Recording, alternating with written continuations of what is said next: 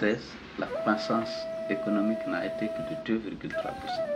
Un taux largement inférieur au taux d'accroissement de la population. En 2014, la croissance a été nulle.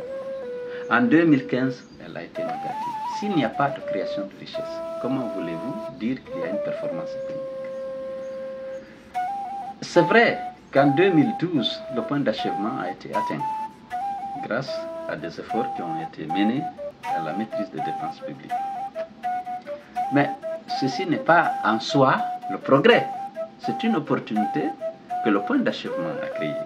Mais cette opportunité n'a pas pu être saisie par les autorités de ce pays parce que l'administration est corrompue, elle est inefficace. Le gouvernement a tendance plutôt à reconnaître qu'il n'y a pas eu de progrès économique. Là où il fait preuve d'un peu de malhonnêteté, c'est lorsqu'ils disent, ces membres du gouvernement, que c'est à cause d'Ebola. Alors que ce n'est pas Ebola. 2013, c'était avant Ebola. Mais qu'est-ce qui est à l'origine aujourd'hui des difficultés économiques du gouvernement? C'est la corruption, le détournement des deniers publics. J'ai rappelé à plusieurs reprises qu'en 2014 et 2015, plus d'1 milliard de dollars de marchés de gré à gré ont été attribués à des membres du clan présidentiel, à des proches du président de la République.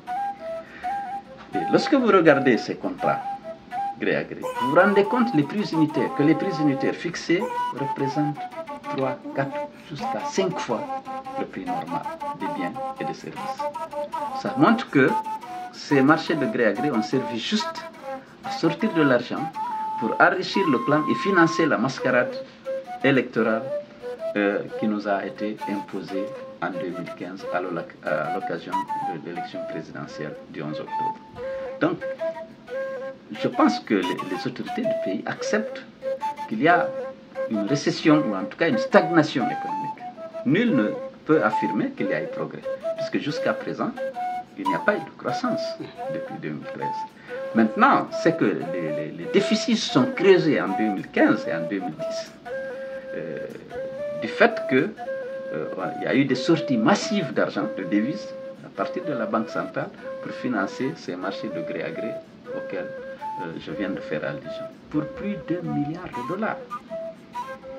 La Banque centrale a émis des garanties pour 871 millions de dollars en faveur des entreprises privées contrôlées par le plan présidentiel et auxquelles on avait attribué ces marchés de gré à gré.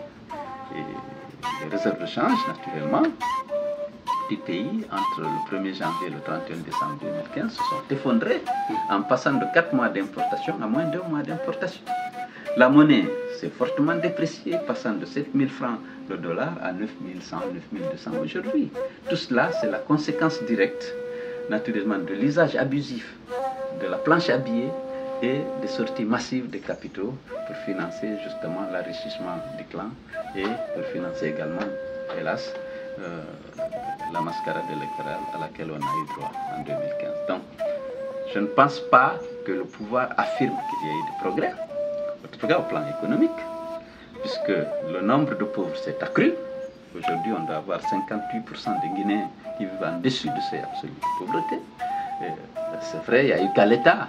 La desserte en électricité s'est améliorée, celle en eau s'est dégradée, mais on ne peut pas dire que les conditions de vie des Guinéens se sont améliorées depuis l'avènement d'Alpha Condé au pouvoir.